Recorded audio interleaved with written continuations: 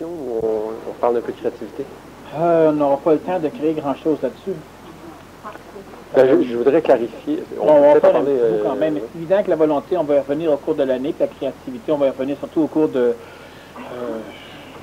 95, peut-être, en tout cas, un peu plus tard.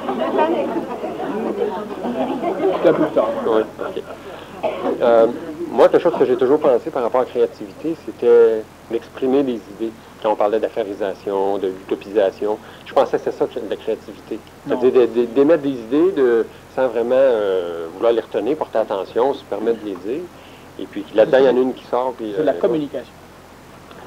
Alors, qu'est-ce que la créativité? La vraie. La créativité, c'est être capable de faire du neuf avec du neuf. On dirait bibliquement être capable de faire quelque chose à partir de rien. Alors ça, c'est de la créativité. Voilà. Alors, c'est pas parce que tu parles que tu fais de la créativité. Mm-hmm. Si tu fais bouger quelque chose, c'est pas de la créativité. Si tu transformes de l'eau en vin, c'est pas de la créativité. Si tu transformes du rien en vin, c'est de la créativité. Ça se fait juste par la parole? Non, mais le verbe aide énormément. Mais ça se fait. Tu as besoin de, puis c'est là, ça se fait. C'est compliqué à expliquer. C'est pour ça que je vais revenir plus tard, dans quelques années. Quelques subtilités plus loin. Mais c'est ça, oui. Quelques sont toutes rendues au moins à la molécule. Au moins avoir fait un peu de choses un peu volontairement. Bon, la créativité, c'est très intéressant. J'aimerais qu'on en parle parce que c'est trippant, mais... Non, mais s'il n'y a rien à dire... il y a plein à dire, mais ça va servir à quoi? C'est ça. L'humain a de la difficulté déjà à recevoir du savoir. On vient de parler un peu de la volonté, puis encore là, avant que ce soit appliqué, puis tu te poses des questions sur la créativité. Ouais. C'est peut-être une question créative. La créative. créativité, c'est que tu rends matériel l'intelligence. Mais pas tu manipules la matière avec l'intelligence. Ça, ce sont des expressions secondaires ça, du savoir. Puis de la volonté. La volonté, ce qu'elle va faire, c'est qu'elle va obliger la matière à changer. Mais tu transformes toujours du vieux pour en faire du neuf. Comme un miracle, tu crées quelque chose... Non, un miracle complet. Le miracle, c'est seulement quand tu transformes des choses. La moitié. C'est un miracle. Mm-hmm. Mais un miracle complet, c'est ça. C'est pas la moitié, c'est pas un miracle. Ça, c'est de la créativité. La créativité, c'est... Est-ce que c'est déjà arrivé, sa planète de la créativité? Oui? Qu'est-ce que tu fais là? Moi, c'est à partir du vieux. Oui, puis l'autre, il est parti de où? Bon, la création, d'abord, c'est de la créativité. Là, le premier... On appelle ça la création, pourquoi? Non, c'est une création. Oui, mais le premier élément de la création, ça a été de la créativité, parce que c'est parti à partir de rien. Évident. Ah, on dit des choses, c'est intéressant. Ah oui, on en revient à dire, créer quelque chose de neuf avec rien. Avec rien. Hein? Ça a de l'allure, hein? Mm-hmm. Bon, c'est ce qu'on a dit. On passe aux questions. Oui, c'est ça.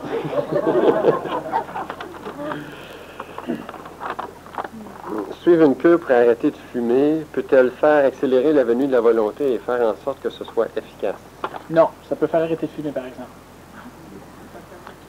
Par quel mécanisme la résistance de l'ego se dissout-elle après quelque temps quand elle est découverte par la technique du fasciolata?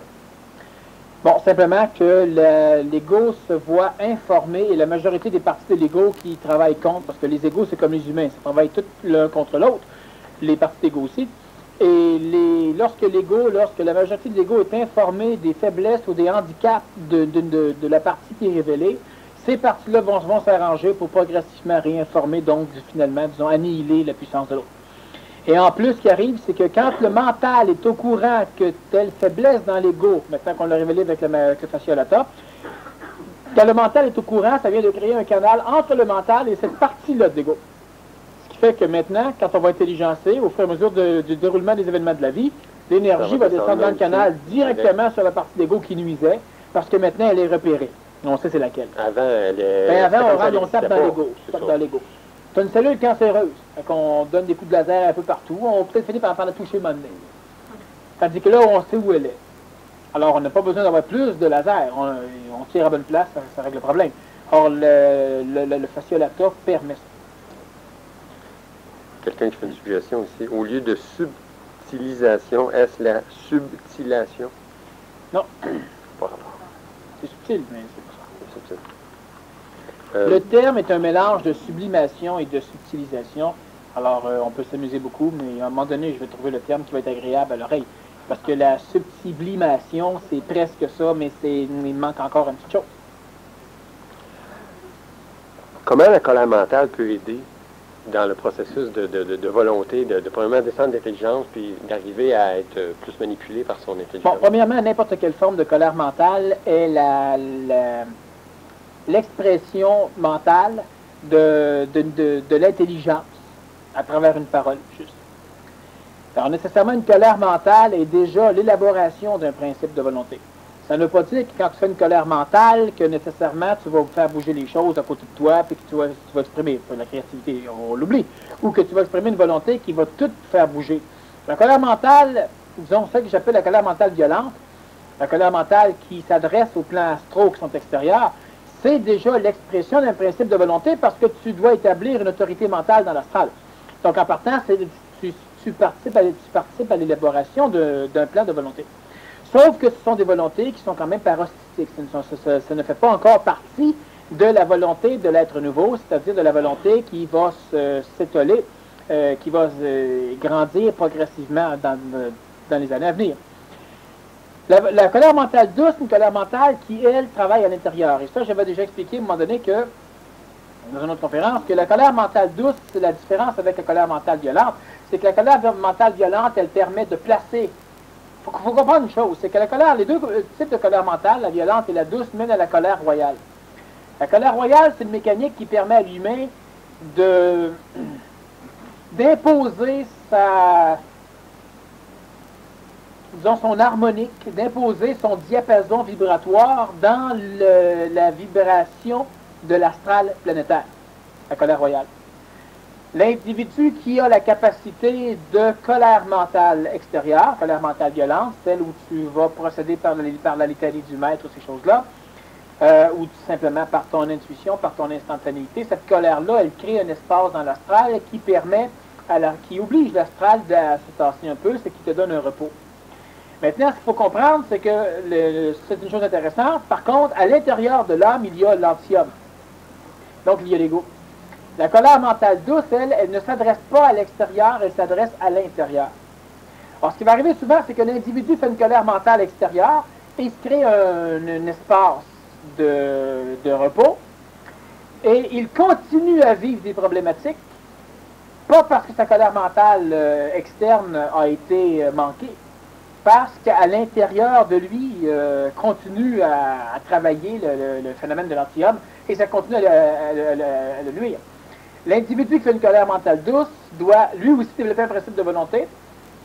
On pourrait considérer que pour faire la colère mentale royale, il faut que tu sois rendu, pas royale, pour faire la colère mentale tout court, il faut que tu sois rendu à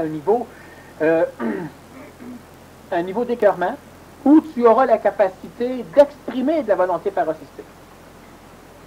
Quand on atteint la colère mentale douce, colère mentale intérieure, on développe de 2 ou 3 crans la capacité d'exprimer une volonté paroxystique et on peut exécuter, parce que la colère mentale douce, différemment de la colère mentale externe, la colère mentale douce doit, du moins devrait, se faire plusieurs heures par jour. Donc, ce n'est pas une colère mentale comme on l'a vu avec la colère mentale violente. La colère mentale douce, c'est un phénomène qui s'enclenche à l'intérieur et qui oblige l'ego à accepter le contact de l'intelligence. La colère mentale royale, elle, c'est un autre pas au niveau de l'expression de la volonté, mais pour arriver à faire une colère mentale royale convenable, il faut premièrement que tu aies une autorité mentale dans l'astral qui va être donnée par la colère mentale externe, que tu n'auras pas pratiqué toute ta vie. Une fois que ton trou est fait, après quelques fois, l'astral, le moindrement que tu commences à bouillir un peu, elle te lâche. Tu n'as pas besoin de le recommencer. C'est fait. Et maintenant, il y en dedans, il faut peut-être travailler un petit peu, parce qu'en dedans, tu es content, lui. Pendant que tu cries dehors, lui, il est bien content dedans. La paix, il l'a. Il en profite. La colère mentale royale, elle, c'est quand tu as la capacité de volontariser les mécaniques astrales intérieures, donc ça procède de la colère mentale douce, et tu as eu la capacité d'établir une autorité mentale dans l'astral, ce qui procède de la colère mentale tout court. La colère mentale royale permet à l'individu d'agir en tant que gouvernement mondial. Donc, nécessairement, je ne donnerai pas de séminaire à la colère royale. Bon, l'humain va à un moment donné finir par découvrir de par ses propres principes. Il y a quelques individus avec lesquels on travaille la colère royale, bon, parmi le groupe des chefs, mais je ne donnerai pas de séminaire majeur. L'individu va finir lui-même à un moment donné par découvrir les mécaniques qui vont lui permettre d'entrer en relation avec l'intelligence qui tend à s'installer en tant que gouvernement. La colère mentale royale, je lui ai donné le nom royal. Pourquoi? Parce que c'est exactement comme si l'individu ou les individus qui appliquent la colère mentale royale agissent en tant que roi, donc régent complet, agissent en tant que souverain, mais d'un système particulier. La colère mentale royale, l'avantage qu'elle a sur tout ce qui s'est fait dans le contexte actuel au niveau de la planète, c'est que l'individu qui pratique la colère royale ne peut pas obliger un ego à faire quelque chose contre le gré de l'intelligence qui est en relation avec l'ego. Autrement dit, la colère royale, l'avantage qu'elle a, c'est qu'elle va défaire l'astralité autour d'un événement ou d'une nation ou d'un individu, et défaisant l'astralité qu'il y a autour, l'intelligence qui essaie de traverser peut traverser. Donc, les individus qui sont désastralisés par la colère royale vont accomplir ce qu'ils peuvent accomplir dans l'intelligence, mais ne pourront pas accomplir la volonté de ceux qui ont fait la colère royale. De ce fait, les individus qui ont fait la colère royale vont devenir des bons souverains, c'est-à-dire qu'ils vont donner des ordres uniquement aux individus capables de les exécuter. Tu ne vas pas voir un vacher pour lui dire « Écoute, tu vas aller faire une croisade ». Il va peut-être y aller, il ne reviendra pas, c'est bien évident. Bon, alors tu vas rencontrer un chevalier pour lui demander ça, tu vas rencontrer un vacher pour lui demander de s'occuper des vaches. Au niveau de la colère royale, ce qui arrive, c'est que l'humain, pour arriver là, il faut que l'humain ait un contact avec les annales akashiques suffisamment grand pour être capable d'évaluer la teneur en potentielle intelligence dans des régions avant de commencer à travailler. Alors que la colère mentale douce, elle permet simplement à l'individu de... Premièrement, ça précipite une égoïsation d'une façon douce, colère mentale douce, le terme est là, et ça permet aux individus de travailler l'élaboration de structures qui vont progressivement l'amener de toute façon vers la volonté. Mais l'humain va y aller à 92, il y en a plusieurs qui vont commencer à y aller, parce que ça oblige continuellement l'ego, l'anti-homme, à être en contact avec la partie homme de l'âme, de l'ego. J'ai toujours dit que chez l'humain, il y avait une petite partie qui était la partie homme, qui sont les mémoires qui ne résistent pas à l'intelligence et qui sont les mémoires qui sont élaborées dans la conscience de l'humain de la naissance aller jusqu'à la fin de la prime enfance. Plus l'enfant vieillit, plus l'enfant crée un anti-homme. Quand on est rendu un adulte, on a en potentiel à peu près 99% d'anti-homme puis 1% d'homme. La colère mentale douce permet d'aller énergiser la partie homme, celle qui, elle, est pour le neuf, pour avancer dans la vie, celle qui refuse totalement le traditionnel, la mémoire, la peur, etc. Bon. Et cette partie-là va grossir progressivement. Ça en fait un allié. Ça en fait un allié, puis tu le nourris, puis l'anti-homme est obligé d'être confronté sans arrêt à lui, et lui, par imprégnation, se déteint sur l'autre progressivement, ce qui te permet de pouvoir passer beaucoup plus facilement d'intelligence, et ça te permet de régler progressivement, mais c'est la colère mentale douce ne s'applique pas une fois ou deux dans l'année. Bon. Et ça te permet progressivement de passer d'une étape, disons, souffrant d'évolution à une étape où tu vas commencer à t'amuser parce que tu vas devenir plus doux. On va dire que tu vas te retrouver un peu plus dans une énergie astrale qui va ressembler à du coton ouaté. Et ça va être plus doux, plus intéressant, plus agréable, plus... les choses sont beaucoup plus belles. L'ego, lui, est-ce qu'il va se sentir plus paradisier là-dedans? L'ego va se sentir plus paradisier parce que la colère mentale douce, elle te paradise. Donc, elle t'amène progressivement là parce que la partie homme, elle est paradisiée. Les mémoires d'enfants que tu as sont des mémoires d'enfants qui s'émerveillent. Alors que les mémoires d'adultes, donc les mémoires d'anti-homme, sont des mémoires de chialeux surtout. Bon. Alors, la colère mentale douce, ce qu'elle permet, c'est que la stratégie, par un paquet de petits phénomènes, c'est de travailler la partie homme. Puis elle va faire sa part là-dedans. Fait qu'à un moment donné, tu communiques avec ton homme et non pas ton anti-homme. Il est là pareil. Peut-être tu ne vis plus de relation nécessairement, tu ne vis plus de relation sans arrêt avec l'anti-homme.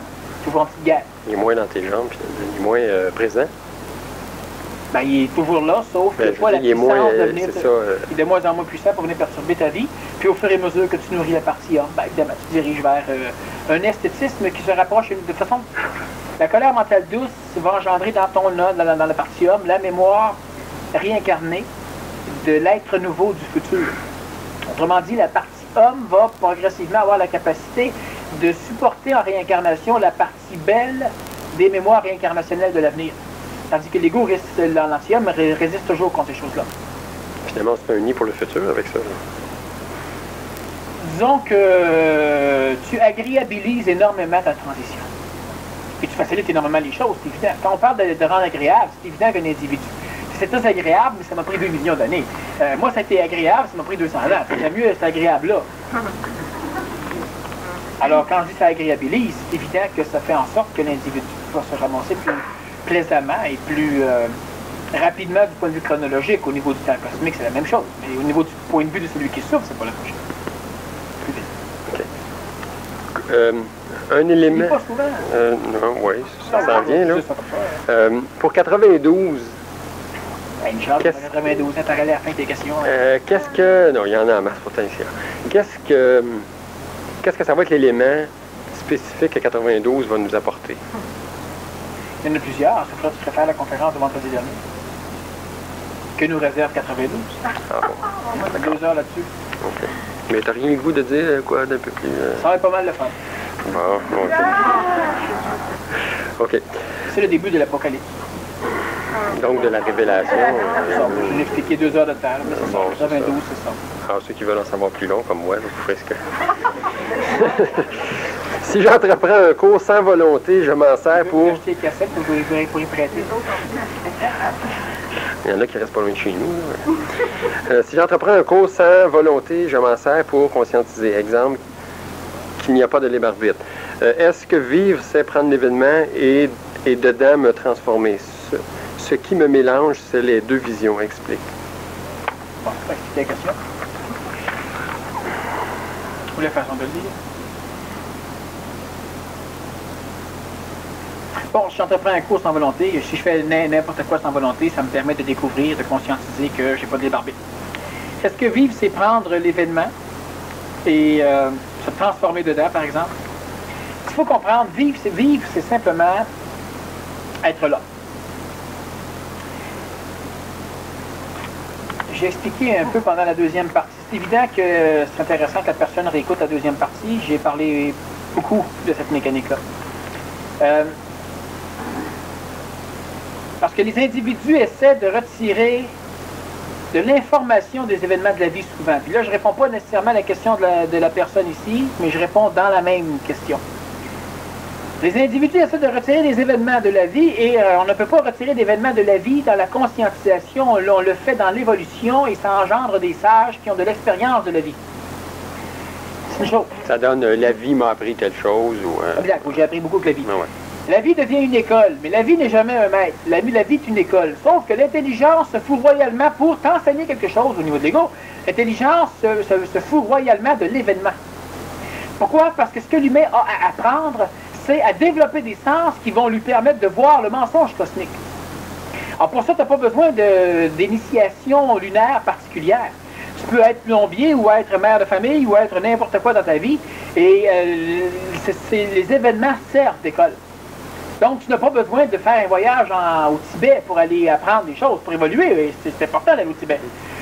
Mais pour se conscientiser, ça n'a rien à voir. Tu peux être au Tibet, tu peux être ici. L'individu qui veut comprendre ce que c'est que la vie, il doit simplement s'arranger pour observer les choses, puis se borner à observer les choses. Et nécessairement, la personne va développer la subtilité des choses. Mais la personne dit toujours, oui, mais j'observe, mais ça ne me sert pas. Ça sert énormément. Sauf que ça amène du savoir. Puis tant que le savoir descend, c'est évident que l'individu, à un moment donné, l'individu va avoir suffisamment de savoir pour commencer à avoir des effets secondaires d'expression du savoir, pas de la créativité, de l'expression de savoir, pour commencer à gérer un peu plus sa vie en fonction de s'entourer d'un esthétisme de vie. L'esthétisme de vie, c'est ce qui va amener une qualité de vie. La qualité de vie, c'est pas uniquement ta chaise. Ça peut être simplement parce que tu ne communiques pas ce que tu aurais communiqué. Tu seras toujours défaite. Ça peut être parce que tu ne t'absous pas de tes réincarnations. Donc, tu seras toujours défaite. Comment on fait pour s'absoudre des réincarnations? Ben, c'est simple. T'as déjà été jeune, toi, là? Est-ce que tu as déjà fait un vol quand tu étais jeune? Non. T'as déjà drogué de bord avec des jeunes? Oui. Ça, c'est sûr. Ça, OK, bon, c'est déjà drogué. Oui. Maintenant, est-ce qu'on peut punir le jeune qui s'est drogué en te punissant, toi, aujourd'hui? Ben non. Bon. Qu'est-ce que tu as comme lien réel avec le jeune qui s'est drogué? La mémoire. La mémoire. Bon. Mais on n'a rien à foutre. La personne doit s'absoudre ou digérer ses réincarnations de la même façon. Ouais, mais moi, je suis ce que je suis là. Je pars de maintenant. Ouais, mais tu as des mémoires. Oui, j'ai des mémoires. Et aucun problème. Ce n'est pas moi. Ça fait partie de mon corps physique. C'est des mémoires. Ça fait partie de mon corps astral. Ce n'est pas moi. C'est le véhicule que j'ai, puis ce véhicule-là est entaché de cambouis. On n'a pas fait son vidange d'huile astrale depuis quelques milliers d'années. Bon, il y a des choses, OK. Mais ce n'est pas moi. Alors, l'individu, pour arriver à vivre convenablement, doit s'absoudre de ces choses-là. Et tout ce qu'elle a à faire, c'est d'être là, d'observer les choses. L'intelligence va descendre. Il faut qu'elle communique ces choses-là pour arriver à avoir une parole qui est de plus en plus libre, pour libérer la conscience. Et progressivement, l'individu va être capable de faire ce qu'elle a à faire. Sauf que l'individu, à un moment donné, ce qu'il fait, c'est que chaque fois qu'il a un petit peu d'intelligence, il essaie toujours de l'ajuster à ses mémoires, à son karma, ou à ses problèmes non résolus, ou surtout des phénomènes karmiques dans ce vie-ci ou dans les vies antérieures. Au fait qu'elle ne s'aime pas, au fait qu'elle se culpabilise, au fait qu'elle se missionne, parce que je dois aider autrui, je dois faire ceci, ou non, je ne suis pas correct, etc. Bon, la personne, elle vit dans un cadre extrêmement souffrant. Ce que l'humain doit faire, c'est simplement s'absoudre de ces choses-là. Vous vivez présentement. On va en reparler à un moment donné, probablement une conférence complète, juste sur la teneur de la vie. Parce que c'est très intéressant, mais là, ça fait trop long, beaucoup trop long, cette article-là. Mais la deuxième partie, elle explique pas mal ce que la personne veut savoir. Mais à un moment donné, il faudra qu'on jase uniquement de savoir-vivre. Et non pas avoir du savoir-vivre. Non, non. Est-ce que en parlant, on peut affaiblir le filon énergétique? Est-ce que l'intuition va me dire quand parler ou me taire, est-il bon de toujours parler? Bon, c'est évident que toujours parler, non. Hein? C'est difficile de dormir, faut faire attention. Affaiblir le filon énergétique, ce que ça veut dire? Ça veut simplement dire qu'à un moment donné, là, vous êtes tout réchauffé, vous commencez à parler, puis au bout de 15 minutes, 20 minutes, une demi-heure, une heure, ben là, plus rien. On a tout dit, plus rien. Ça n'en mourrait pas. Ça va revenir le même matin. La personne ne doit pas se dire, hey, je ne peux pas parler, moi là j'ai le contact, si je parle, je vais le perdre. Ben, si tu ne parles pas, tu vas le perdre pareil. Mais en plus, ça ne t'aura rien ramené. Donc on parle. Toujours parler, non, parce qu'à un moment donné, ça devient du verbiage. Comprenez ceci. Prototypement parlant, on ne devrait jamais parler, jamais. Sauf si on est en état de synergisation. Sinon, on perd de l'énergie en parlant. Alors, quand tu rencontres quelqu'un sur la rue, tu dis bonjour, tu es de perdre de l'énergie. Ah, tu ne t'affaisseras pas à terre. Mais tu viens de perdre un peu d'énergie. Oui, je comprends le principe. Alors, on devrait parler uniquement en synergisation. Là, on ramasse de l'énergie. Puis le reste du temps, c'est de la communication, mais et en synergisation, ça ne veut pas dire que tu parles uniquement supramental. Hein? Tu peux être avec quelqu'un, puis vous aimez, vous jasez, ou tu parles d'un livre, d'un film. Tu sais, il y a une synergisation. Il n'y a pas de problème. Il n'y a pas de perte d'énergie. Maintenant, c'est évident que si tu parles en termes de synergisation, juste au niveau du verbiage des cordes à linge, il n'y a pas de perte d'énergie. Il y a une perte de vie. Pendant ce temps-là, tu ne joues pas ton corps mental, tu ne développes rien. C'est intéressant. Tu vas apprendre à enfiler ta corde à linge comme il faut, dans le trou.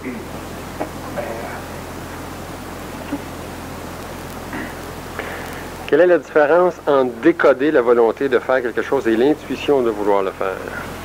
C'est très facile. On n'a pas besoin de différencier l'un et l'autre. L'intuition, premièrement, vous n'aurez jamais l'intuition de vouloir le faire.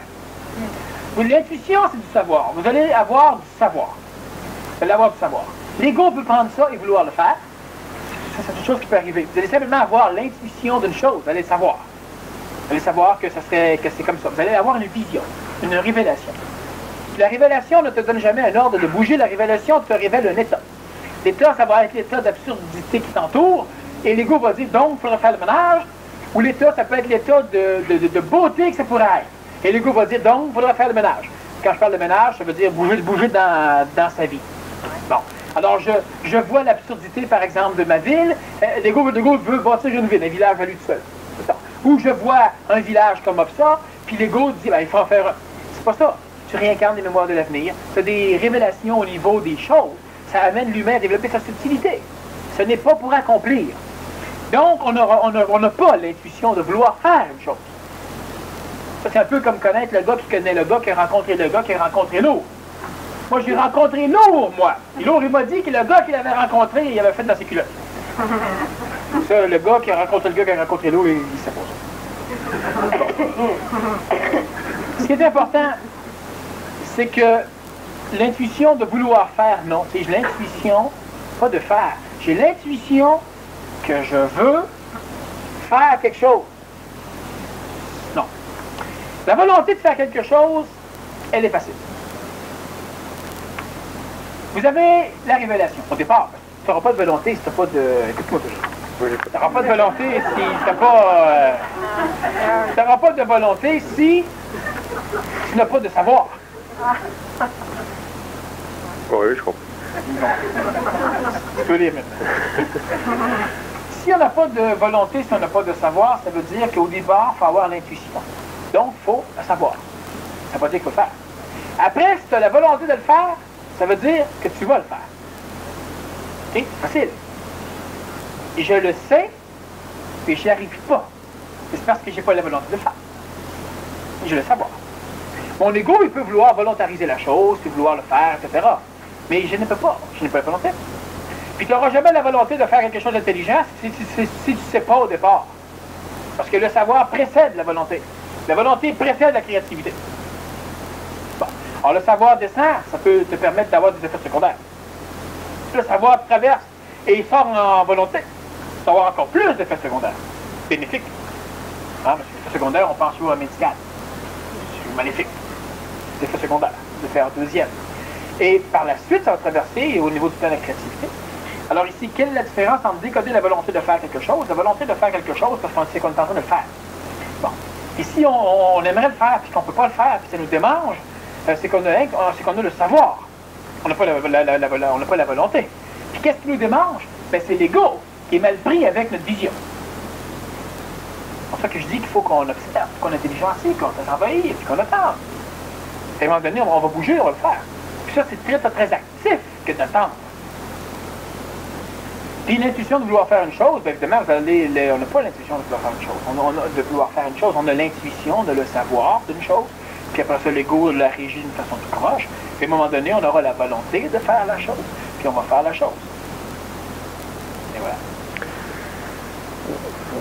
Dans ton travail, dans des événements de la vie quotidienne que tu as à prendre quantité de décisions, sans que ce soit des grosses décisions, mais tu dis, bon, OK, là, on pourrait changer telle chose, faire telle chose, tu ne prends pas des décisions. En réalité, là, quand tu vas te laisser les contrôler par le savoir, tu vas savoir. Oui, mais quand c'est pas rendu là... Mais quand c'est pas rendu là, tu fais comme l'humain. Tu te casses la tête, tu te demandes, puis tu mets des... Comment ça, tu me poses des questions, puis je fais comme ça. Il n'y a pas de... Ben oui, non. Quand, il a toutes des questions, lui. Quand on n'est pas capable, là, qu'est-ce qu'on fait? Ben, on fait rien. On n'est pas capable. Quand on est capable, ben, on le fait. Et si on est capable? C'est simple. C'est simple. Quand il faut que tu te demandes, j'augmente-tu mes salariés ou pas? Ça n'a rien à voir. Écoute-toi, qu'est-ce que tu vibres? Je vibre, il faudrait que je les augmente. Ben, augmente-les. Ouais, mais peut-être que, ben, augmente-les pas. Tu sais, facilite ta vie. Oh, mais d'un coup, il aura fallu que je t'augmente. Augmente-les pas, tu vas les augmenter la semaine prochaine. C'est cesse de te casser la tête et de lutter. Tu as l'intuition que là, ça serait le temps que... Mais... Ben, fais-le pas. Ouais, mais d'un coup, ben, il n'y a pas de tout d'un coup. Si c'est ça, puis tu te laisses libre, tu vas le faire pareil. 2 jours après, 3 jours après, une semaine après, un mois après. Mais c'est agréable. Sans effort. Bon, alors c'est tellement plus facile. On va se demander si on fait bien. Hey, on n'est pas bâti pour le savoir avant. Ça ne sert à rien de se demander si on fait bien. On relaxe. Puis là, tu te laisses imbiber par le savoir supramental. Puis il ne te dira pas si tu fais bien ou si tu fais mal. Il va te dire ce qu'il faut qu'il se fasse. Puis à un moment donné, tu vas avoir l'énergie pour faire ce qu'il faut qu'il se fasse. Puis à un moment donné, tu vas avoir... une chose, à un moment donné. L'humain va avoir la volonté pour le faire. Ça ne veut pas dire que ça va se faire. Mais à un moment donné, il va commencer à être créatif. En plus de savoir ce qu'il faut qu'il fasse, en plus d'avoir la volonté de le faire, il va être capable maintenant d'avoir la matière énergétique pour le faire. Bon. Alors au début, c'est évident. Quand tu as le savoir, la matière, le temps, ça commence à t'entourer. Quand tu auras la volonté, ça va t'entourer encore mauditement plus. Mais là, il faudrait $1 milliard. De la créativité, tu vas le créer, le $1 milliard, puis il ne dérangera jamais l'économie nationale. Parce qu'ils vont s'en faire voler pour $1 milliard ailleurs. Il faut équilibrer. C'est facile. Pas tout de suite. Là, pour l'instant, là, c'est ça. Quand il faut que tu augmentes un céleri, ben, tu regardes en dedans de toi qu'est-ce que ça donne. Et si tu l'as augmenté, puis après ça, le lendemain, tu veux le baisser, ben baisse-le. Peut-être qu'il fallait que tu le... Qu'on est en train d'accomplir la chose ou que la chose s'accomplit à travers nous. J'ai cette impression de perdre le contrôle depuis 2 semaines et de vouloir savoir ce qui se passe et je ne peux réduire en nommant puisque je ne sais pas quels sont ces événements qui se font peut-être à travers moi. Ces choses vont-elles s'accélérer en 92? Bon. Ce qui est extrêmement important, c'est que la personne ici doit connaître le principe de la colère mentale externe, la colère mentale violente, si possible. C'est intéressant qu'elle sache. Et si à un moment donné, elle se rend compte que ce qu'on lui demande de faire n'est pas esthétique, donc n'est pas intelligent, il faudra qu'elle se déconnecte de ce qui la manipule. Tant que c'est intelligent, puis tant que c'est correct, il n'y a aucun problème. Parce que moi, par exemple, si je me sens manipulé, si c'est dans le sens où je veux aller, ça m'arrange. Et si c'est dans le sens où je ne veux pas aller, je le brosse la cage en maudit. Parce que le corps physique reste manipulable autant par l'astral que par l'intelligence. Sauf que quand ça reste de la volonté, je n'ai pas besoin de faire d'efforts. Mais la volonté supramentale, elle va accomplir ce que le savoir m'a amené. Si ça va à l'encontre du savoir, je te casse tout ça. Est-ce que ça peut être ça? Non, mais ça peut être ça.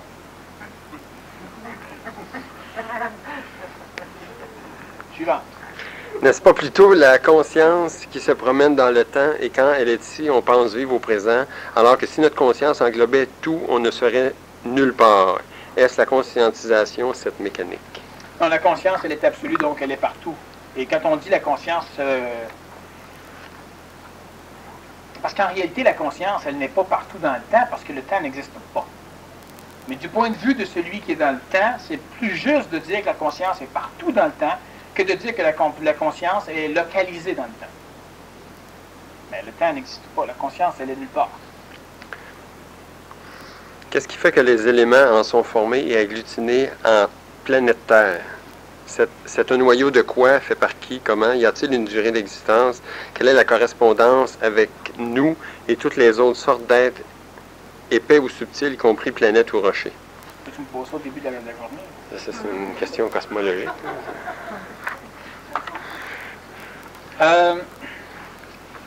Là, ça devient un peu long à répondre. Là. Vous pouvez constater que ça serait intéressant. La personne peut se référer par contre à certaines conférences si ça l'intéresse. Il y en a une entre autres, c'est La Terre, un être vivant ou quelque chose comme ça. Le titre est dans ce genre, des conférences régulières. Et puis il y a quelques conférences en fouillant dans la liste des titres qu'on pourrait trouver qui donnent déjà une bonne réponse à la question ici. Puis il y a certaines conférences du mois où on s'est amusé souvent à parler de la création complète des structures atomiques de la planète, puis des relations entre l'être global et l'être nouveau, etc. Alors là, ce serait un peu long, un peu beaucoup trop long à répondre là. N'y avait-il pas une façon autre que la mécanisation pour effectuer nos transformations, quelque chose de plus simple, plus rapide, plus efficace, qui aurait bénéficié aussi, qui ferait aussi bénéficier la planète au lieu de la mettre en péril de mort? J'imagine qu'il pense à l'Apocalypse. Hein? Quel est ce chemin? Finirons-nous par le rejoindre et l'appliquer quand même? Il n'y en a pas, c'est de l'illusion, c'est de la spiritualité, c'est extraordinairement intéressant. La seule chose qu'il y a, c'est que l'humain ignore énormément, d'ailleurs la personne elle a posé l'autre question ici pour savoir, c'est que l'humain ignore énormément les mécaniques qui ont prévalu à la création du système. Présentement, c'est extrêmement merdique. Pourquoi? Parce qu'on a de l'intelligence. Mais si on n'aura pas d'intelligence, on trouverait ça absolument génial. Il y a plusieurs personnes qui trouvent ça génial. Ils plantent une petite graine qui pousse une fleur. C'est génial. Moi, je trouve ça épais qu'on ait besoin de planter une graine pour avoir une fleur. Ils trouvent ça génial. Ils trouvent ça génial, toute l'harmonique naturelle. J'étais avec un jeune l'autre fois dans Montebello, puis je disais, t'as vu comment Dieu est bon? Dieu a fait les loups et les chevreuils pour qu'ils puissent s'entre-dévorer. Dieu, dans sa bonté, a pensé à faire des chevreuils pour nourrir les loups. T'as rendu compte comment Dieu est bon? Dieu a pensé dans sa bonté à faire des bottes pour que tu ne gèles pas des pieds. Oui, Dieu a pensé dans sa bonté à créer les médicaments pour nous guérir des maladies. Il n'aurait pas pu faire les pieds qui ne gèlent pas de maladies, puis des animaux qui n'ont pas besoin de manger. On va le slacker, lui. Il manque. Alors la personne, elle vibre un peu de ce genre de choses. C'est qu'à un moment donné, pourquoi est-ce si compliqué? Finalement, si absurde. Mais ce qu'il faut comprendre, c'est que nous sommes dans un contexte créationnel très refroidi et l'intelligence n'a pas la capacité de venir là-dedans. Bon, quand l'intelligence arrive là-dedans, elle se dénature. Il n'y a pas d'autre façon de procéder que ce qui est fait actuellement. Par contre, c'est évident, la personne, elle, en même temps, elle a de l'intuition. En même temps, elle a l'impression qu'il y aurait quelque chose d'autre à faire. Et ce quelque chose d'autre à faire-là n'est pas ce qui est à faire, ce n'est pas ce qui aurait dû être fait, mais c'est ce qui va résulter du contact fusionnel entre certains hommes et leur conscience. Quand certains hommes vont se fusionner avec leur esprit, avec le double éthérique, quand certains hommes vont être totalement en fusion, ça va engendrer une mutation complète dans toutes les stratégies de l'évolution. Pourquoi? Parce qu'à partir de maintenant, le contexte planétaire, le contexte moléculaire, toi, tout ce qui t'entoure, va avoir la capacité expérientielle à cause du contact entre l'astral et l'être fusionné, de pouvoir goûter et de pouvoir être instruit d'une autre façon des mécaniques qui vont permettre à un moment donné à l'énergie de créer des canaux pour parvenir à ramasser la matière au complet et à résorber la création. Présentement, il n'y a rien à faire. Quand l'intelligence arrive au niveau de la planète Terre, elle devient terrestrifiée. Parce que je suis là, parce qu'il y a d'autres personnes qui sont là, maintenant l'intelligence fait un petit détour, puis elle descend par ces êtres-là, et elle va se ressortir par leur écrit, par leurs paroles, par leur expression au niveau du savoir, prochainement par d'autres choses. Et l'intelligence va maintenant se servir de ces véhicules-là, et ces véhicules-là ont la capacité de rendre plus cohérent la réalité, qui est le peu de réalité absorbée par les égos humains. Et parce qu'il y a un peu de cohérence dans la réalité absorbée par les égos humains progressivement, l'humain mute. L'humain va changer comme il n'a jamais changé. Mais avant, l'humain changeait uniquement en contact avec l'événementiel, c'est-à-dire que casse-toi la gueule, puis à force de casser la gueule, tu vas finir par avoir le nez solide, ou bien tu n'iras plus de taper la tête là. Bon, à un moment donné, l'humain finit par avoir accumulé suffisamment d'expérience qu'il finit par développer chez lui ce qu'on appelle la frustration. Puis la frustration, ça va engendrer une forme d'écœurement totalement égoïque qui va faire en sorte que l'humain va avoir la capacité énergétique de créer un mental, un logiférateur, qui lui va maintenant être capable de rendre un peu plus cohérent, c'est pas cohérent encore, mais de rendre plus efficace l'expression astrale de l'humain dans son milieu. Alors l'humain commence à changer les matières, l'humain commence à devenir cartésien, théologique, etc., fait des prières, à faire de la magie noire, l'humain grossit. Mais c'est encore absurde parce que chaque fois que l'humain grossit, bien, l'humain fait des croisades, l'humain fait des récessions, l'humain tue tout le monde, puis on s'entre-déchire, uniquement au nom des dieux. Mais ce qu'il faut comprendre, c'est qu'il y a uniquement l'accumulation d'énergie qui va permettre à un moment donné à l'humain d'arriver à s'en sortir. Puis l'accumulation d'énergie se fait dans la forme, puis pour que l'énergie à un moment donné soit libérée de la forme, il faut qu'on brise la forme. Quand on brise la forme, ça crée des chocs, puis ces chocs-là créent de la souffrance dans l'humain. Et c'est pourquoi l'humain vit uniquement du principe de la souffrance, du principe des chocs, du principe de la peur, à partir de maintenant aller jusqu'à aujourd'hui, à partir du passé jusqu'à aujourd'hui, je suis pas mal dans le temps. Et puis l'humain vit de ces chocs-là, jusqu'à un moment donné où l'humain est capable de libérer suffisamment d'énergie à travers ses génétiques, à travers tout ce qu'il a vécu, à travers ce que les familles ont vécu pour lui. L'humain est capable de libérer suffisamment d'énergie pour pouvoir énergifier son corps à un point tel qu'à un moment donné, il va créer une fonte au niveau des mécaniques de l'ego et il va déconnecter l'ajusteur de pensée qui est branché dans le canal réincarnationnel. Il va le déconnecter et progressivement, il va être capable de le brancher outre le monde astral dans le contexte supramental. Quand on en est rendu là, toutes les choses vont changer. Tout ce qui a été prévu, prophétisé, etc., ça ne tient pas compte de l'intervention de l'intelligence. Bon, à partir de désormais, à partir de quelques temps, puis en allant un peu plus dans le temps, plus il y aura d'êtres humains qui vont avoir la capacité de supporter de l'intelligence, de communiquer de l'intelligence, c'est-à-dire de se cacher d'être intelligent. Croyez-vous à la réincarnation? Oh non, non, non, non, non. Ben non, c'est parce que c'est vos collègues qui vous demandent ça. Oh non, non, non, non. Et oui, c'est bien épais. Oui, fini là. Puis il y en a plein qui vont là commencer à jaser, là, puis là, tu jases bien lentement, parce que si tu vas trop vite, là, tu vas aussi devoir faire des consultations. Ou bien non, ils vont te rejeter, parce que si tu étais bien trop brillant pour ce qu'ils pouvaient supporter, ils s'attendaient à ce que tu sois épais, mais un petit peu intelligent, pas trop. Les égouts ne pas. Il y a peut-être des petites nuances, mais l'humain, présentement, est dans un système où l'intelligence ne peut pas descendre. Alors c'est sûr que pour un être humain qui reçoit spirituellement l'intuition de l'être nouveau, l'être divin, hein, ce que l'humain appelle Dieu. Ce que l'humain appelle Dieu, c'est l'être nouveau. À son niveau, à lui, c'est l'être nouveau. Et quand l'humain a cette intuition-là, ben, l'humain, il finit par se dire, écoute, pourquoi ça a été si mal fait, et pourquoi ci, pourquoi ça? Ça ne pouvait pas, ça aurait pu être différent, ça ne pouvait pas être mieux. Bon. Puis là, maintenant, on est presque rendu où ça va changer. Ça ne vaut pas la peine de changer la base. De recommencer à voir ailleurs. Alors, ça, il manque beaucoup d'informations au niveau de ce qui a engendré l'accident réactionnel. Mais présentement, on approche effectivement d'un temps où l'humain va procéder différemment, mais là, il faudra que la personne ici comprenne qu'il va rester près de 5 milliards d'humains qui ne comprendront pas, qui ne pourront pas faire partie de ceux qui vont agréablement se conscientiser. Parce que il faut que l'humain se désassujettisse de la limitation spirituelle qui l'oblige à dire « Oui, mais comment ça qu'il ne comprend pas, lui? » C'est simple. C'est simple. Demandez à un aveugle « Comment ça que tu ne vois pas? » Pourtant simple. Et tu vois, tu regardes. C'est simple. L'aveugle, lui, il regarde l'aveugle, il voit rien. Il n'y a pas ce qu'il faut. C'est ça. Fait que tu auras beau vouloir ce que tu voudras, puis de rester dans la spiritualité, puis vouloir l'aider, puis l'instruire des couleurs, puis à un moment donné, ça va faire comme bien des religions du monde qui ont ramassé des phénomènes, c'est que tu vas instruire l'aveugle, ça va lui faire croire qu'il voit. Pour avoir le plaisir de dire, ben au moins il voit. Tu vois-tu le bel arbre? Il va dire, oui. Bon! Et il voit toujours pas plus, lui-là. Je savais que tu étais capable. C'est ça. Pour pouvoir s'autoriser à voir. Parce qu'on se sent coupable. Alors ça, il y a des mécaniques spirituelles qu'il faudra que l'humain abandonne, parce que tous ceux qui n'abandonneront pas, tous ceux qui ne se sépareront pas des anciennes races, vont rester avec les anciennes races. Tu es un être nouveau, pogné avec les autres. Ben, c'est tout. Tu vas subir le sort de ces vieilles races-là. Oui.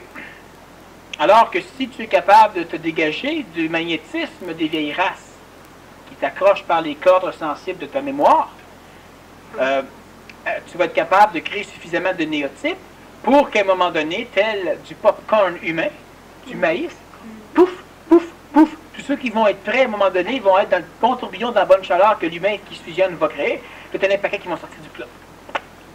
T'es émancipé, prêt à recevoir le beurre. Je n'avais jamais vu le supramental comme ça. Là, mais... oui. Y a-t-il, selon des chercheurs ou observateurs en aérospatial, une planète ou découverte nouvelle d'un phénomène que l'on appelle un trou noir qui semble gober les choses dans la galaxie? Est-ce un phénomène de résorption de la matière? Peux-tu comprendre de quel phénomène il s'agit et nous parler du rôle de cette planète dans l'évolution terrestre? Bon, premièrement, c'est pas une planète. Il faut comprendre une chose. Ça comprend vite. J'avais le goût d'en parler. Sur la planète Terre, il y a une centaine de petits trous noirs. Sur la planète. Sûr. Alors, voyagez pas trop. Parce que où vous n'êtes pas encore parti, il n'est pas là. C'est au moins sûr. Mais si tu vas ailleurs, le plus gros trou noir planétaire est au Québec. Autrement dit, voyager. Est-ce qu'il y a un rapport avec le trésor des Templiers? Le trésor des Templiers, non, il n'y a pas de rapport. Le trésor des Templiers est dans le trou. Mais c'est pas un rapport, là. Tu vois, bref, comme tu voulais. Il pose des questions intéressantes. Non, c'était pas pour moi, c'était pour Maurice, cette question-là. Oui, il additionne des morceaux. C'est bien. Et puis, le plus gros trou noir est au Québec. La majorité du Québec politique est très perturbée et assujettie par un trou noir. Mais il y en existe un peu partout sur la planète Terre. Ils sont facilement repérables par les perturbations électromagnétiques puis d'autres perturbations d'ordre tellurique qui sont engendrées au contexte planétaire. Dans le système solaire, il existe aussi effectivement d'autres petits trous noirs. Et puis, il y en a un peu plus gros. Ben, il y en a quelques-uns qui sont assez gros. Il y en a un qui, présentement, c'est pas maintenant, ça fait un petit bout de temps qu'il est envisagé.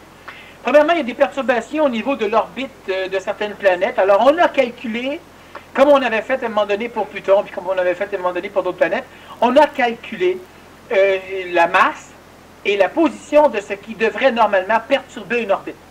Parce que vous savez qu'il y a certaines planètes qui ont été découvertes uniquement par calcul mathématique. Et moi, quand j'avais 6 ans, je me demandais comment un gars peut s'accrocher sur une table, puis calculer, puis dire, il y a une planète là-bas. Mais c'est ce qu'il faisait. Il prenait un télescope, par exemple, avant, il regardait l'orbite des planètes, puis il se rendait compte que la perfection orbitale était altérée quelque part. Fait qu'il se disait, pour qu'elle soit altérée, il faut qu'il y ait un autre corps, là. Alors là, ils ont évalué qu'est-ce qu'il faudrait pour altérer l'orbite, puis qu'est-ce qui les distances, les ça, etc. Puis là, ils ont fouillé dans ces directions-là, puis les calculs leur ont donné des coordonnées suffisamment précises, puis ils ont trouvé d'autres planètes.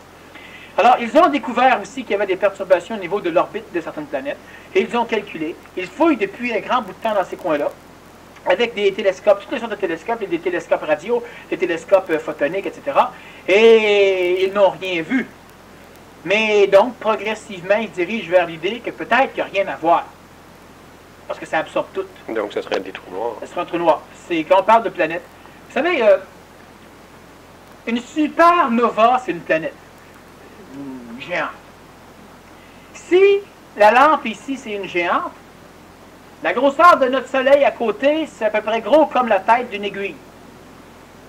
Alors, il y a des soleils qui sont pas mal plus gros que le nôtre. Bon. Une naine blanche, ce qui précède l'étoile de neutrons ou le trou noir, la naine blanche, si ça c'est le soleil, la naine blanche est légèrement, pas la grosseur de notre lune. Donc, c'est à peu près la grosseur d'une tête d'aiguille aussi. C'est aussi le soleil. L'étoile de neutrons peut être plus petite encore, puis le trou noir est normalement encore plus petit que ça. Alors, c'est évident que quand on parle de, bon, on peut dire une planète, c'est pas une planète qui est un trou noir, mais il y a des particularités. Et ça, c'est ce qui va permettre à un paquet d'individus, à un moment donné, de traverser dans ces trous noirs-là pour transport séraphique, s'en aller ailleurs. Mais ça s'appelait un transport séraphique. En tout cas, un jour, j'écrirai là-dessus. Mais c'est ça. Donc, oui. Depuis quelques mois, je suis dans un groupe. L'idée première était l'adoucissement de la conscientisation. Résultat premier, l'individualisation. C'est parfait. Par contre, plus je m'individualise, moins le groupe tel qu'il est actuellement m'intéresse. Dans ce groupe, chaque individu est bien correct, mais l'égrégore. Bon, c'est tout à fait normal. Voyez-vous, quand le groupe des chefs s'est constitué, ça a été aussi une problématique. Le groupe des chefs s'est constitué premièrement parce qu'il y a des camps qui étaient organisés pour des personnes. Alors, ça a commencé à un été où il y avait 70 inscriptions. Et je ne me voyais pas, moi, dans le bois, commencer à courir après 70 personnes, puis il y en a 8 de perdus là-bas, puis elle a cherché les toilettes, puis l'autre, bon, elle a de la misère à monter sa tente, puis l'autre ne trouve pas les allumettes. Alors, j'ai pris les individus qui apprenaient le plus vite à travers ces personnes-là, et puis je les formais une fin de semaine de plus par mois que le groupe, et ils étaient des chefs de groupe. Donc, chacun avait 7 ou 8 personnes avec lui. C'était plus facile. Et donc, par la suite, quand l'été était fini, on s'est réunis, et puis on a justement vérifié si est-ce qu'on continue ou si on ne continue pas juste pour nous. Alors, ça a été on continue. Parfait. Alors, on avait établi que dans 2 ans, si le groupe existe encore, c'est probablement parce qu'il aura à exister pour un bout de temps. Parce que sans ça, tout nouveau, tout beau, ça va bien. Progressivement, les choses s'estompent. Alors, on était une quinzaine. Sur le 38. Bon. On était une quinzaine, ça fait déjà 4-5 ans de ça. Et puis, par contre, ce qui arrivait à un moment donné, c'est que tout était parfait, tout était correct. Les individus, les personnes ont commencé par vivre l'individualisation, c'est absolument essentiel, si on veut créer un groupe qui n'est pas une collectivité. Dans l'individualisation, il y a plusieurs personnes à un moment donné qui sont parties. Des gens corrects, qui nous trouvaient corrects, mais qui n'étaient plus capables, parce qu'insuffisamment centrés chez eux, ils n'étaient pas capables de supporter le contact vibratoire de quelqu'un d'autre qui avait aussi de l'expression. Alors lui pouvait dire, moi je trouve qu'on devrait faire telle chose. L'autre il lui disait, non, moi je trouve que telle affaire. Les deux ont raison. Les deux expriment. Mais il y en a un qui disait, ben écoute, là, moi toujours m'obstiner que tout le monde, fait que non, puis je dis pas qu'il a tort, mais on fait pas ce qu'il faut faire, puis bref, il a tort. Alors lentement, les gens s'éloignent. Pas nécessairement égoïquement, mais c'est un principe qui a toujours été problématique jusqu'à date chez les personnes qui commencent à avoir de l'intelligence, c'est qu'ils devenaient sauvages. Ils ne peuvent pas travailler ensemble. Bon. Maintenant, il a fallu que les individus en parlent, ceux qui restaient dans le groupe. Il a fallu que les individus en parlent. Il a fallu que les individus se disent, écoute, chercher d'autres individus intelligents, c'est compliqué. Là, il y en a. Il y en a, mais il y a des choses qu'on ne peut pas faire. Parce qu'on est inhibé, parce que, etc. Bon, il y a des choses. Sauf que si ça ne va pas assez vite à mon goût, d'ailleurs, je t'en avais déjà parlé à un moment donné quand tu trouvais que ces choses allaient passer rapidement, que je t'avais expliqué, écoute, ça va peut-être pas assez rapidement à ton goût, mais si tu t'en vas ailleurs, ça ira pas plus rapidement non plus. Puis tu as fini par comprendre qu'effectivement, ben écoute, on est 30. Fait que ça va pas rapidement à mon goût, mais ça va au goût de 30. Bon, puis chacun a des vitesses différentes, sauf que c'est déjà plus évident, là. Et progressivement, les individus ont fini par apprendre par l'intelligence, par la parole, à ajuster ces mécaniques-là.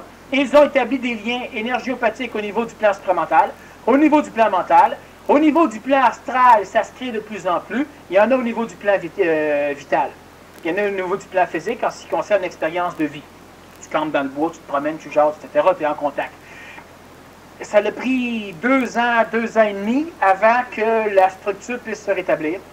Et par la suite, quand on a rajouté des individus dans le groupe, on a rajouté peut-être 8 ou 9 individus, ben, ils sont presque venus tout foutre le groupe en l'air.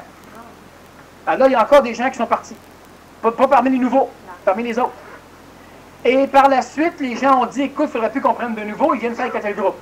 Et là, on s'est dit, non, justement, il faut, probablement, les nouveaux, c'est du neuf, c'est très intéressant. Ça nous oblige à nous confronter avec ce qu'on a fini par oublier parce qu'on finit par devenir pépère. Hein? Et puis, à un moment donné, ben, ça fait en sorte que si le groupe n'est plus constitué collectivement, ben, même si tu en mets plein dedans, ça ne va rien changer là, c'est ceux-là qui vont s'en aller. S'il y a de quoi, si quelqu'un va s'en aller, ça va être les nouveaux arrivants. Et à chaque printemps, les personnes maintenant font leur demande, le groupe des chefs. Ils envoient une photo d'un curriculum vitae, puis ceux qui sont acceptés viennent pour 2 fins de semaine en tant qu'invités. Ils viennent voir, oui, parce qu'une photo c'est important, parce qu'on ne connaît pas le monde, il faut qu'on leur voit la face. Non, c'est qui. Alors, là, les individus viennent. Maintenant, ce qui arrive donc à la personne ici, c'est ça. Si on est capable de rencontrer un groupe ou de se former en petits groupes, c'est important qu'on discute de cette problématique-là avec le groupe. Il ne faut pas que les individus du groupe se disent « Ah ouais, c'est ce gars-là, ça se prend pour... » Ça n'a rien à voir. Présentement, énergétiquement, je vis des déconnexions et je vous trouve correct. Ah, alors, faisons quelque chose. Un peu comme tout va bien, mais j'ai le goût de partir. Ben, là, c'est simplement parce que l'individu s'individualise de plus en plus à travers le groupe et l'ego ne voit plus l'utilité d'être en groupe, vu que tu n'as plus besoin du groupe. Mais du point de vue égoïque, tu auras toujours besoin du groupe du point de vue énergétique, mais ça, tu ne le vivras pas tout de suite. Alors, c'est important que je change avec les autres, parce qu'ils vont tous vivre ça, à un moment donné. C'est parce qu'à ce moment-là, là, mais les individus qui... C'est qu'à ce moment-là, l'ego travaille contre soi à ce moment-là. Ben, c'est-à-dire qu'un peu comme une personne qui a besoin de raisons émotives pour faire quelque chose, la journée qu'elle n'a plus de raisons émotives, elle n'a plus le goût de rien faire. Alors on lui dit, écoute, il faut quand même que tu marches, c'est intelligent, il y a des raisons intelligentes à faire les choses. Ouais, mais si elle n'est pas encore nourrie des raisons intelligentes, là, elle ne fera plus rien. La personne qui, individuellement, se finit par se centrer un peu plus chez elle, l'expérience de groupe étant une expérience collective, elle aura tendance à échapper au groupe. Comme j'expliquais à un moment donné, j'ai des amis médecins qui voulaient s'ouvrir un cabinet, et des amis des personnes qui ont fait le séminaire. Et puis, à un moment donné, ils n'ont pas pu ouvrir un cabinet. Pourquoi? Ils étaient 3 médecins. Parce que c'était l'obstination pour savoir où on mettait la chaise et le bureau de la secrétaire. Parce que sa créativité à lui, c'était que ça fallait que ce soit là. Mais l'autre, lui, c'était qu'il fallait que ce soit là. Puis l'autre, c'était qu'il fallait que ce soit là. Puis des brillants, des vrais médecins qui ont fait de l'acupuncture en plus, qui faisaient pas quelque chose, des beaux, du bon médecin, du bon monde. Puis à un moment donné, ben là, ça devenait compliqué. Parce que là, ben oui, mais là, il brime ma créativité. D'où l'importance de comprendre qu'il n'y a pas de créativité. C'est un effet secondaire de l'expression. Ça ne veut pas dire qu'il faut que ça se fasse. Qu'est-ce qu'il aurait fallu si 3 gars le fassent? Qu'ils prennent n'importe qui dans le public et qu'ils le disent, bureau, on le met où? Quelqu'un aurait dit, mettez-le là. Il a dit, personne, on le met là. Parce qu'on n'en a rien à foutre de savoir ce qu'on met le bureau. Puis si sa secrétaire, elle n'aime pas là, ben, elle le mettra ailleurs, là, on s'en balance. L'important, c'est qu'on travaille ensemble. Mais les individus sont immédiatement, quand ils commencent à être intelligents, ils doivent s'individualiser. Et pour s'individualiser, vu qu'ils n'ont pas suffisamment d'intelligence, très souvent, on les sépare. C'est-à-dire qu'on les fait rentrer en confrontation. Confrontation énergétique, c'est-à-dire que je ne sens pas d'énergie dans le groupe, ou confrontation égoïque, c'est-à-dire que j'en sens trop, au niveau égoïque. Et ces personnes-là, ben, finalement, sont parties séparées. Puis il manque une occasion Ben là, travailler, maintenant, ben, il c'est synergie. Ils sont partis séparés en disant c'est plus intelligent qu'on soit séparés. Toi, secrétaire à payer, toi, bureau payé, toi, tu sais, toi, tout. Alors, si on était ensemble, ça fait une secrétaire, un loyer, etc. Puis en plus, on peut jaser de temps en temps. Mais souvent, les individus qui commencent à s'associer vivent ces problèmes-là. Première chose, c'est qu'on fait quoi? Ben, on parle, on fait rien. On fait rien, c'est tout, on fait rien. Allons marcher. Faut mais c'est niaiseux. Ben, non, l'humain a toujours besoin de raison. Alors, moi, par exemple, les gens aiment bien me rencontrer. Pourquoi? Parce que je n'ai pas besoin de raison, puis subitement, ben là, je pars. Puis là, j'ai des idées. On va courir, ou ben non, on parle, ou ben non, on va. Fait que c'est correct. Mais on a une grosse discussion, là, puis là, je m'en vais. Puis là, ça se met à rire, ça attend que je revienne. Dans le groupe des chefs, ça s'améliore, parce que maintenant, quand je m'en vais, il y a une autre grande gueule qui prend la relève. Mais lui, s'il s'en va, là, des fois ça va, des fois ça va pas. Parce que les individus sont encore un peu trop collectifs. Mais il faut que les personnes en parlent, il faut que les personnes discutent ça. Parce que si vous pouvez vous réunir en petite cellule, c'est génial. Peut-être que ce n'est pas la bonne cellule, ça ne vous empêche pas de changer de cellule. Mais il faut parler avant de changer de cellule. C'est pas une question de nourriture énergétique. Mais comme dans le cas de la personne ici, ce qu'il faut qu'elle fasse, il faut qu'elle chose avec les autres. Puis il faut qu'elle prenne son mal en patience aussi. Tu sais, je m'énergise. Bon, mais c'est juste ça. Ça peut être juste suffisant aussi, là. Il faut être transparent à ce moment-là aussi. Il faut être capable d'en parler aux autres. Ben, t'as au moins des individus qui sont capables de te dire de temps en temps que tu as peut-être un peu trop d'ego. Ça sert à ça de travailler avec d'autres. Sauf que normalement, la personne devient disciple et collective. L'intelligence va travailler pour qu'elle soit individuelle, puis l'ego va supporter l'individualisation souvent en voulant se retirer. Il faut être capable à ce moment-là de former un groupe. Sans former un groupe, parce qu'on forme un groupe, si on se relie à l'égrégore former un groupe n'est pas une collectivité. C'est chaque individu est individuel. Ben, c'est par définition, effectivement. Non, mais en conscience. Chaque individu. Ils ont ri, fait, je suis sûr qu'ils avaient compris ma question. C'est même pas une question. Commentaire. Eh oui. Effectivement, direct. Mais je sais pas s'il riait du commentaire. Oh, ça, c'est pas grave, ça. Est-ce qu'il faut conscientiser le fait que la volonté vient de s'exprimer ou cela se fait-il à notre insu? On n'a pas besoin de conscientiser le fait que la volonté vient de s'exprimer parce que ça fait encore partie du plaisir de l'ego de savoir qu'il contrôle parce qu'il sait les choses. Faciliter la vie. Si c'est inesthétique, vous allez arrêter la chose. De toute façon, on va revenir de temps en temps, mais pas une conférence particulière là-dessus. Mais on va revenir quand même de temps en temps sur la mécanique.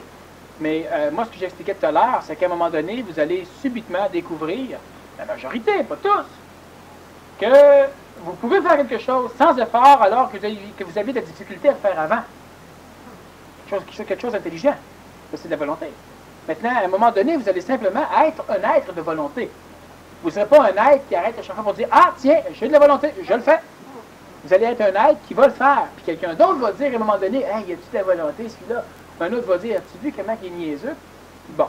Et chacun va juger de sa façon, puis toi, ben, ça ne te dérangera pas. L'être nouveau ne recherche pas à savoir s'il est un être nouveau. C'est un peu comme le médecin qui, pendant qu'il opère, après 5 minutes, vérifie s'il est bien médecin. Il opère un peu, hop, j'ai bien ma carte. Elle n'est pas expirée encore. Ou encore le bonhomme qui est en train d'opérer, puis qui regarde sa salle d'opération en disant « Hey, je suis médecin. » Et il continue, puis il arrête encore. Il regarde les infirmières autour. « Je suis médecin. » Puis il continue. Ce ne sera pas longtemps. Non, mais un ego veut vivre la conscience comme ça. Mais non. Qu'est-ce que tu as fait aujourd'hui? Bah, rien de particulier. Ça veut dire quoi? Ah, j'ai opéré 4 personnes.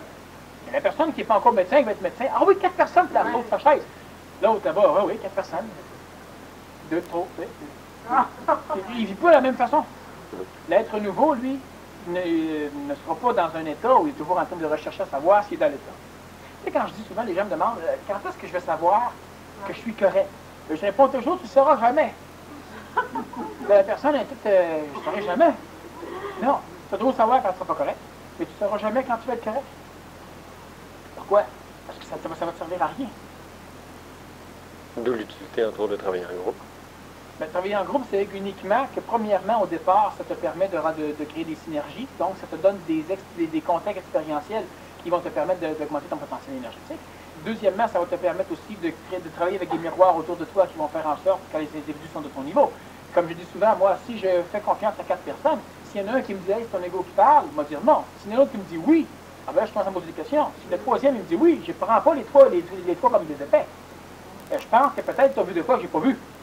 Parce que je me tiens avec du monde qui ont de l'allure. Donc, s'ils ont de l'allure, écoute-les un peu, c'est à toi. Bon. Donc, ça sert à ça en deuxième. En troisième, ça va servir à créer un foyer d'attraction énergétique. Ça augmente la masse. Les PMC+, servent à ça, puis d'autres choses. Bon, ça attire plus d'énergie vers le petit contexte d'individu. Tu sais, Nazarien, quand il disait, quand il y aura 2 ou plus parmi réunis, là, en mon nom, il parle de conscience supramentale, donc je serai par mieux. Ça l'aide énormément. C'est sûr qu'un jour, l'humain va être seul, il va en avoir de l'énergie, mais au départ, ça va accélérer l'attraction de l'énergie parce que ça augmente la masse. Bon. Il y a des petites raisons comme ça intéressantes d'être en groupe. Mais évidemment, il y a comme dire, ben, tu ne me diras pas, mais l'autre m'aurait dit, est-ce qu'il y a des dangers d'être en groupe? Ah oui. Oui. Ça dépend de quelle sorte de groupe. Évidemment. Ça dépend ce que tu es dans le groupe. Par là-dessus, je vous laisse. Bonne semaine.